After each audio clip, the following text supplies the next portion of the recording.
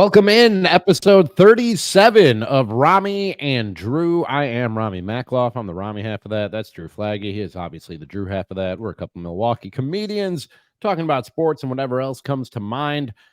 Drew, I did not. Normally we'd come on like right after the Bucks game is over. Do a little post game action. We're coming to people a little late tonight. It's a little late night Ramie and Drew action. That's because I was working, and I'm always upfront and honest and transparent with my viewing and listening audience. Please follow us, like us, subscribe, tell a friend, all that good stuff on YouTube, Spotify, and Apple. But I don't lie, and I'm going to tell the people straight up, I was working. I didn't get to watch the game tonight. I had no way of streaming WMLW to my phone. You know of illegal streaming apps that just don't work on my phone for some reason, but do work on yours. So I'm leaning on you, Drew, and anybody else out there who wants to jump in on the show with their comments.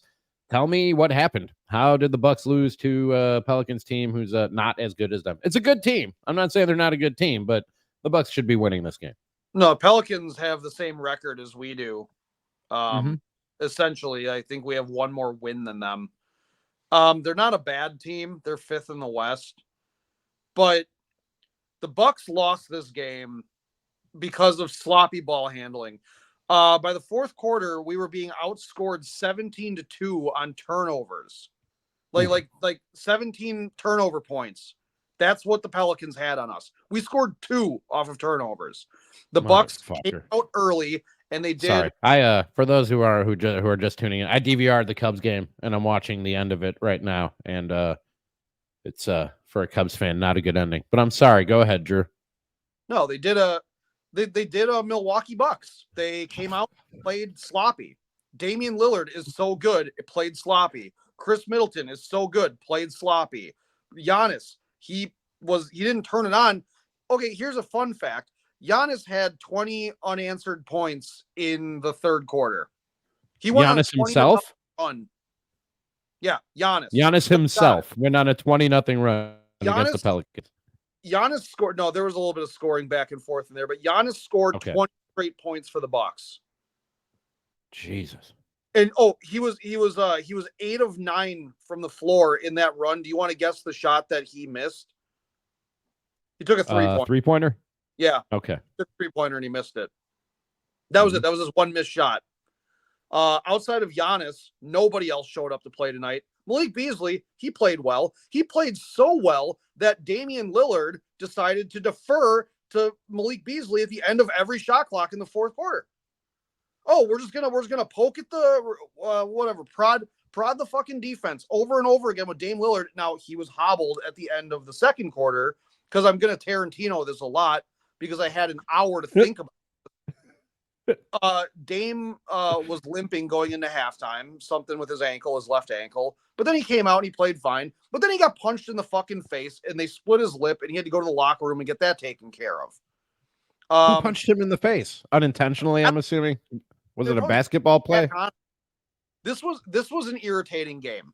I actually had a lot of fun watching the Lakers game the other night, like Bucks Lakers, and yeah, we lost in double overtime. That game didn't really annoy me. This one annoyed me again because this was just lazy bullshit basketball. This was guys like Herb Jones and all those guys, like all those like younger players that got fresh legs and stuff that are just running, trying to play, good defense and everything. And they're just jumping passing lanes. And hey, here's Chris Middleton, the guy that I defend constantly. And Chris Middleton, I'm going to go throw the ball through 3 fucking people like I'm Aaron Rodgers in the Super Bowl. They were getting just the passing lanes picked off. They were dribbling the ball off themselves. Oh, and this reffing crew, because I'm going to be a blame the refs guy too. Late whistles, constant late whistles. You would go 2-3 seconds after a play was over and then a whistle's blown. People forgot who was on the floor that they were calling whistles on. It was awful. There was one on Zion in the was this the third quarter? I think it was either third or beginning of fourth quarter or something.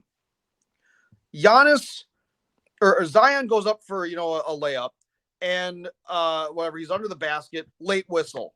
Okay, fine. I had the tweet ready to go. Fuck these refs. This is ridiculous. Blow the whistle early. And then I'm like, you know what? Let's not blame the refs. Let's not be that guy, okay? Because it seemed like a lot of late whistles were going in favor of the Pelicans again. But I was like, fine, I'm not going to be a blame the refs guy.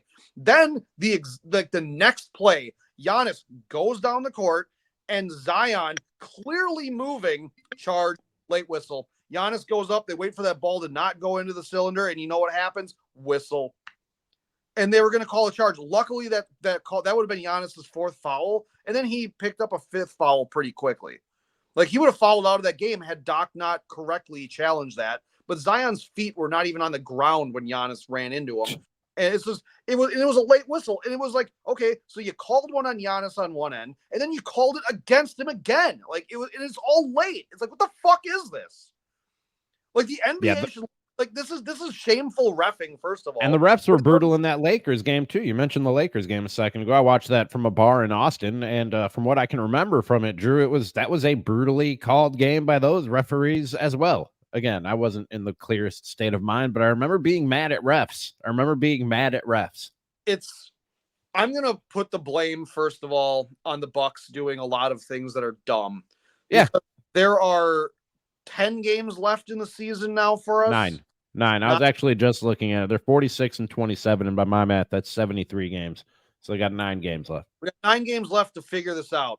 So Pat Beverly's injured. He tore a ligament in his hand.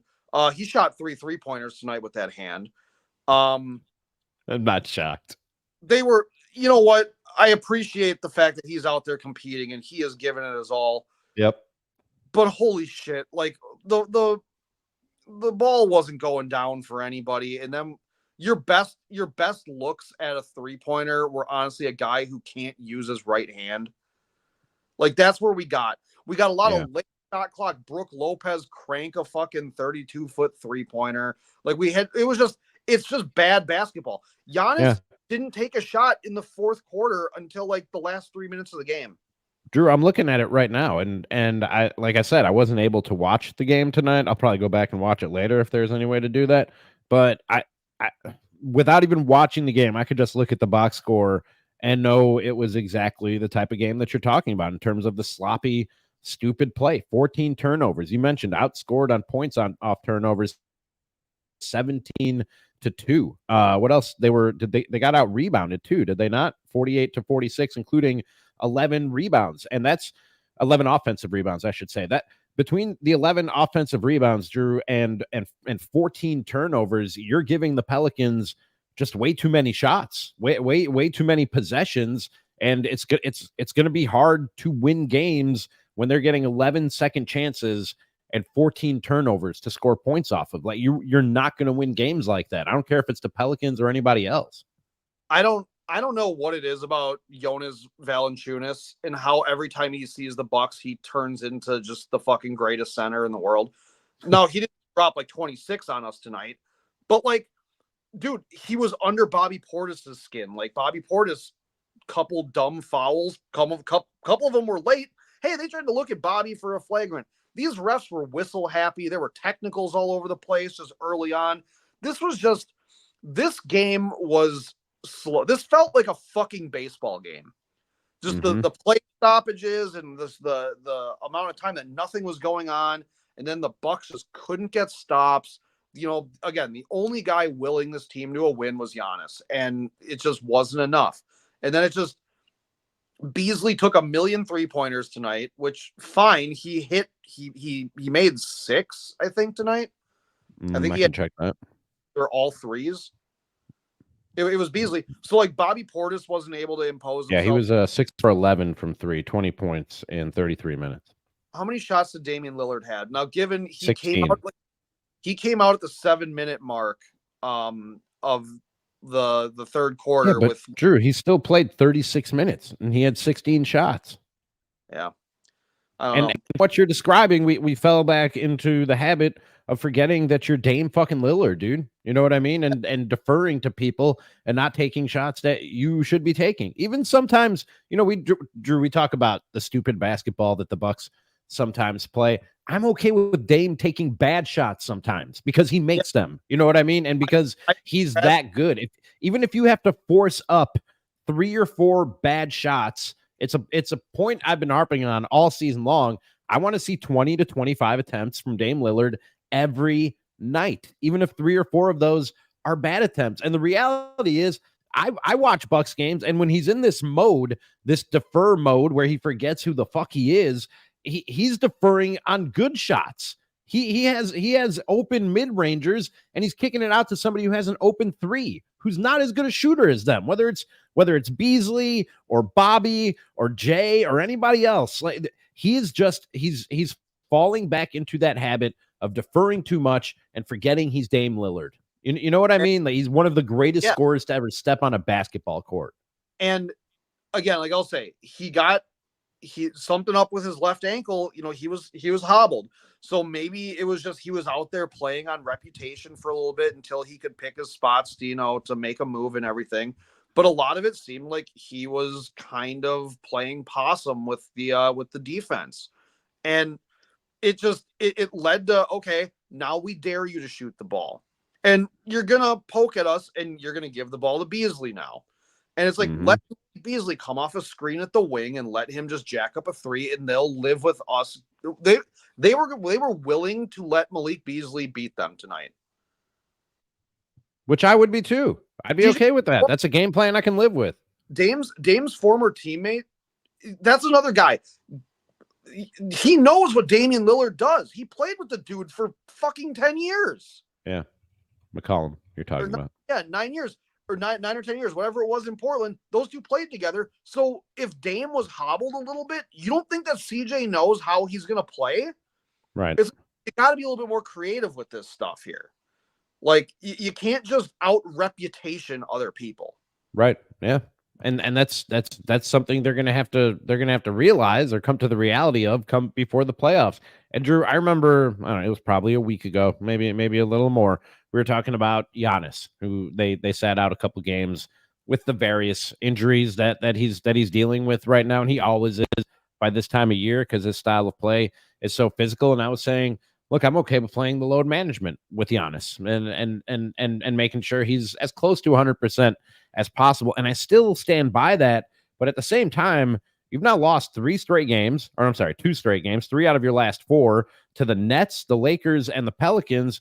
You got 9 games left, man. And I want to see this team sort of hit a stride and be playing something close to the best version of basketball that we've seen them play come playoff time. I think that's important to sort of get on a roll and find a rhythm here before the playoffs start. I would like to see 7-2 to close out the year. Yeah, I can't argue with you. Like that's probably asking a lot, because the amount of times that I've brought up specific numbers with like people that we know, if I bring up a number like 7-2 or shoot over 30 goddamn % from the floor, things like that, people are like, oh, you're fucking whining. No, I'm annoyed now. Like this tonight annoyed me. This was the Portland game again. This annoyed me. This is a team that, yes, they're a playoff team and they have essentially the same record as you. You should be better than them. We are a better team than them, and we played dumb. And it's too late in the season to play dumb. You want to shit your pants on Christmas Day on national TV? Go do that against the Knicks. That's fine. You want to lose the in-season tournament because you decide to let that skipping little bastard Tyrese Halliburton go off for fucking 30 Dame time threes in a game? Then you fucking let that little clown do it because his fucking red nose ain't going to do shit in the playoffs. That's totally goddamn fine. Go let Obi Toppin post up out there and fire off 3-pointers. That's dumb, but that happened in December. You're doing dumb shit now, and this is the thing that I will always go back to. I don't care about Giannis's answers about the failure thing. I don't care about any of that. Here's what it is. It's always build good habits. It's been like that under Bud. It was like that under Adrian Griffin, and it's like that under Doc. We got to build good habits. Well, what is a good habit about throwing the ball across the court unless you're Giannis, who outsizes everybody? You got Middleton throwing line drives through the middle of the fucking lane to Malik Beasley, of all people, on your starting roster. Sorry, he's not the guy that I'm trying to hit as a cutter. He's just not. And what you're going to do is you're going to do that kind of shit. And then it's like, oh, a quicker, younger, faster team is going to go out there and run in transition off of your turnover. Yeah. And then you're going to go back and you're going to do it again. It's like, you're not finding the seam here. You're not doing it. But then I will also say that there were minutes when Dame went out and it was basically a 2-man game between Giannis and Chris. It looked really good, and they only committed 1 turnover in that sequence, and it was kind of a kicked ball. But other than that, like, this was sloppy first half play. You did I don't know what page of Doc's playbook this is in, where it goes fall down by 20 points and dig your way out of this fucking hole. But maybe we scrap that game plan. Maybe we it was down by 20. When they did that against Boston. I mean, that's a very good team. They're the best team in the NBA so far this year, record wise and by a lot of metrics. And you didn't have Giannis. And I think we came on here the next day, Drew, and I said, I'm not one to take stock in moral victories, but that felt like a moral victory to me, that you could fall down 25 without your best player and come back and almost pull that one out in Boston. But there aren't, I don't think there are any moral victories left on the schedule, quite frankly, because you said you want 7 out of the last 9. It's not an easy 9. I'll point that out off the top. But there are 3 games that are very winnable on there between let's see, Atlanta, Washington, and Memphis. You got, and those are your next 3 games. So they should be able to get fat and get on a little bit of a roll here against those 3 teams. And then, or actually 4 very winnable games in a row, because you got Toronto right after that. They got 23 wins on the season. But then you close out the season against New York, Boston, Orlando, OKC, and Orlando again.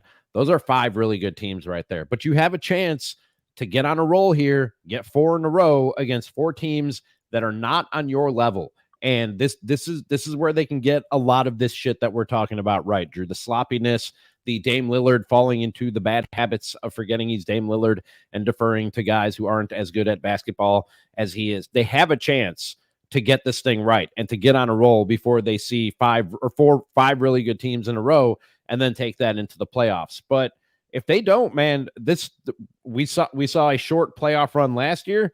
I hate to bring it up, but we could be looking at another short playoff run this year. If they play stupid, it's absolutely going to happen. They have more talent than a lot of these teams they lose to, and they lose by sleepwalking. Mm-hmm. That's seriously what some of this is. They came out sleepwalking. Zion, this is the first year Zion's played 62 games in his career. Really? This is the healthiest Zion's been. I'm rooting for Zion. So I'll say that. I'm rooting for Zion. Here, talking about hammering other things out, the Celtics tonight experimented with a few things. And Joe Mazzulla talked about it after the game. They lost to Atlanta. DeJounte Murray went absolutely ballistic and scored 44 points on them and had like 14 assists again or something like that.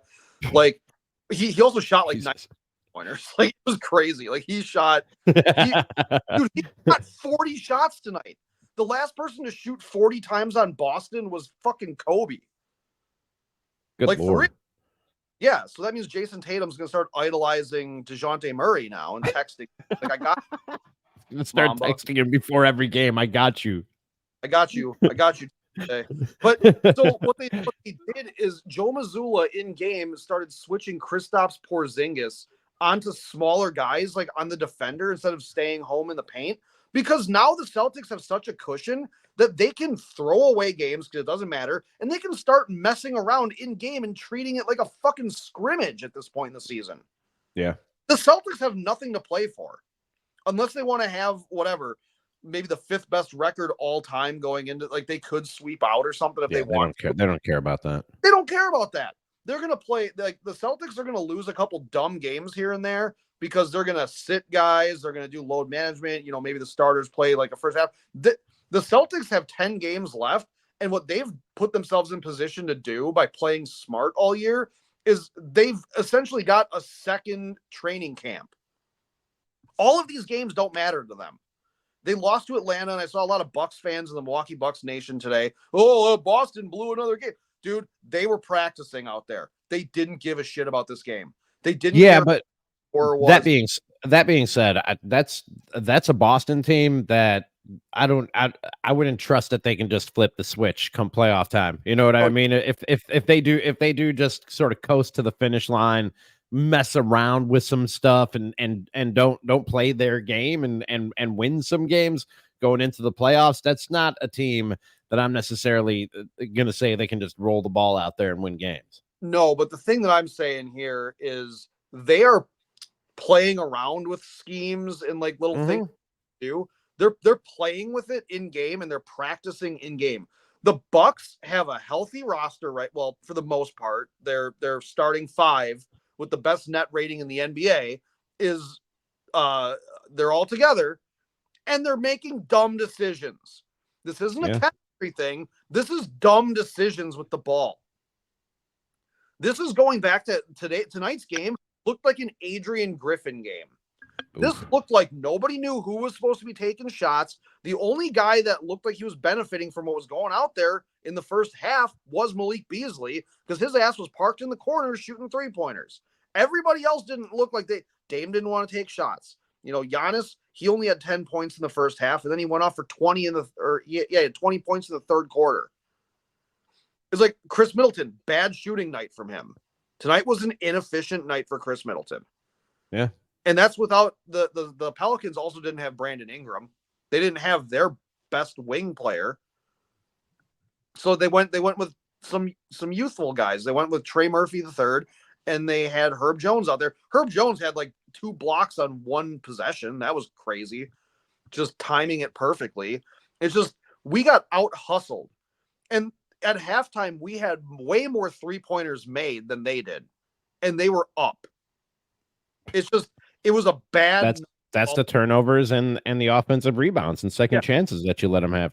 And Drew, the Celtics, as you pointed out, they don't have anything to play for. Nobody's catching them. They've clinched the Eastern Conference already. They have 11 games left, and there's only 9 games left in the season. So they're going to win the Eastern Conference. We've talked about it's not the be all end all. It's not the end of the world if they don't.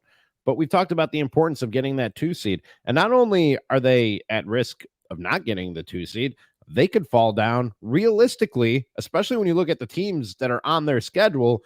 They could fall down as low as the 5 seed if they don't get their shit together down the stretch here, because they're only 1 game up in the loss column on New York right now. They're 2 games up in the loss column on Cleveland, and they're 3 games up in the loss column on Orlando, who they have 2 games left against.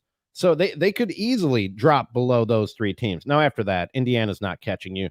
So they very realistically, they're not going to fall lower than 5, but they realistically could fall all the way to the 5 seed and not have a home series in the playoffs. That is not out of the realm of possibility if they keep doing what we've seen in 3 out of the last 4 games. Yeah, and that Knicks game just got a lot bigger coming, in a week or so. It's just and the thing that's frustrating is, like I've said, I will write off the beginning of the season for a lot of the bad tendencies and what a lot of the numbers look like and all that stuff. What I'm not going to write off is dumb decision making, because this goes back to 2021, where Charles Barkley said that we act like the dumbest team in the NBA sometimes. And you know what? Those habits are rearing their goddamn heads again. It's just they all do it. And it's frustrating because they're all so much more talented individually than a lot of the other teams in the league. Yeah. I still think that a lot of our players are more talented top to bottom than the Celtics starting 5. I agree. I would say Dame Lillard and Giannis are more talented than Tatum and Brown. Agreed. I don't think there's a better tandem in the league than Dame and Giannis when those 2 guys are playing their game. I don't think there's a better tandem when they're going right than Middleton and Giannis also. Because Middleton finds Giannis in every way. He can throw alley-oops. He's dishing it through guys. His timing is impeccable a lot with Giannis.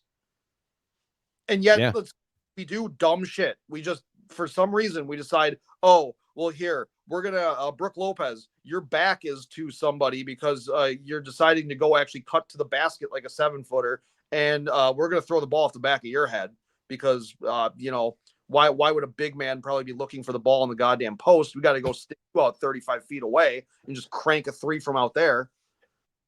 It's like, what is this? Is this like a turnover and just trying to get in position for transition defense? Why are we doing this? Like, yeah, they get a little carried away with the Brook Lopez away from the basket game sometimes. 9 games left in the season. The only guy I want to see taking 35-foot jump shots is Damian Lillard, and I don't care if he does it 30 times in a night. I really don't care. When do the Bucks play again? Do they got a game tomorrow? Or is that Saturday? Say it again. Saturday. All right. Maybe we get together Saturday for one. But before we wrap this thing up, we should be talking. We should. What was that? Reagan's birthday. So we got one in the day. Yeah, I know. I'm aware. I took the day off from work for that. That's a friend of ours who's throwing a birthday party on Saturday, and it's Throwing her going to be own quite. birthday party. Yeah, Well, and that's going to be quite the party, and we don't want to miss it. So I told him I can't work that night. But Drew, we should be talking about opening day today, but alas, the Mets didn't put a roof on it, and so that's been delayed until tomorrow. Do you know what the forecast is tomorrow in New York? Has anybody? I'm sure people have looked at this. Have you looked at this, Drew? yeah, the forecast is dingers. Fair. Okay, fair. The forecast is dingers. Did you speaking of making it rain, did you see the Diamondbacks put up 14 runs on the Rockies in the third inning? No, I did not see that. Well, the Rockies season's over.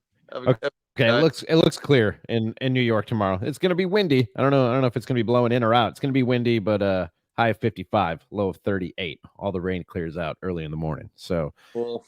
Should be all clear for opening day. You can watch this one, huh? You don't have the old jobby job on Friday. So this is good for you. You get to watch opening day. Yeah, I'll watch it. Nice. Yeah, that's going to be I'm excited. I mean, we don't have a closer because he broke his back, and then Garrett Mitchell fractured his fucking hand high-fiving Pat Beverly, probably. I don't know why they're all hurt. Jesus Christ. Freddie Peralta. This is how you're starting the season. This is the mindset you're starting the season in. This is the mindset you're going to start the season in, Drew. The season I already chalked up to an L when I saw what Fanatics did to the jerseys.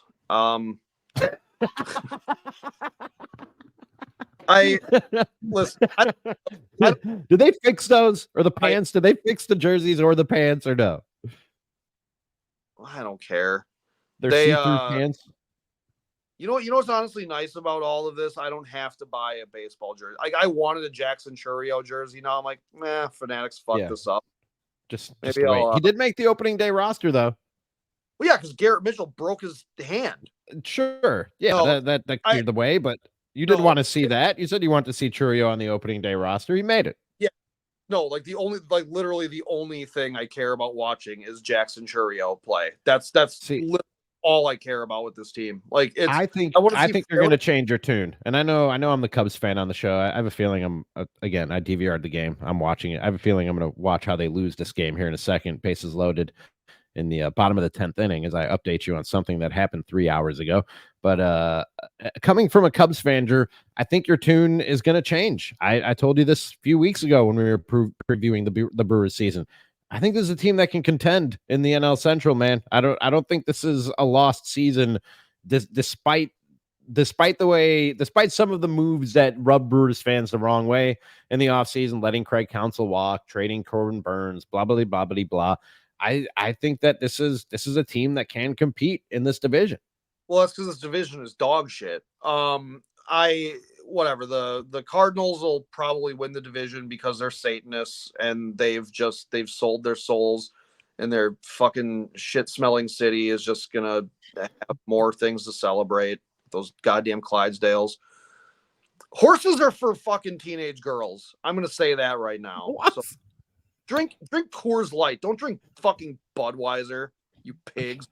Yeah, I don't like Bud products. They give me a headache, but I love horses. Horses are one of my horses and elephants, my favorite animals after dogs, of course. I like every horse that isn't a Clydesdale because of the Cardinals. Fair.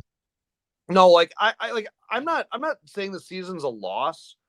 I don't have any emotional investment in how they finish this season. We could go 0-162, and all I want to see is a couple of our players get better. Our young guys. I'm looking at this right now, being older, being wise at 34 years old. I'm looking at this as what it was like in 2006 when you had Fielder and Weeks and Hardy and Hart, and you had all those guys. I'm looking at it I want to see what these guys can develop into in a couple years. That's fair. I don't hate that viewpoint or that way of thinking going into the season, but I think you're going to get a little bit more meaningful baseball than maybe what you're expecting right now. it's going to be meaningful, but also I'm not going to be disappointed if they don't push it over push it into the playoffs. If young guys are competing into September and there's a little bit of excitement, it's like, oh, are the young guys going to do it? I'm fine with that. Like, it's kind of like the Packers last year. I'm like, I don't have high expectations. I want to see incremental improvements, and that's it. I would like Jackson Chourio to vie for Rookie of the Year. That's my hopes for the year, is that he puts up a good enough rookie season that he could make a stab at Rookie of the Year. That's what I want. That would be nice. I think that's unrealistic. No, I think I don't think that's unrealistic at all. I would love for Willy Adames to be the greatest shortstop in baseball, and then we can trade him for more young people that can gel with our young players. I would love Rhys Hoskins to hit 30 home runs by May, and then we could get rid of that albatross of a contract for Mark Ananasio, so he could put up another fucking scoreboard or something. That would be nice. That scoreboard looks nice, man. That's cool. Does it work? Presentation for it? Does it work in October? Will it work in next year's October?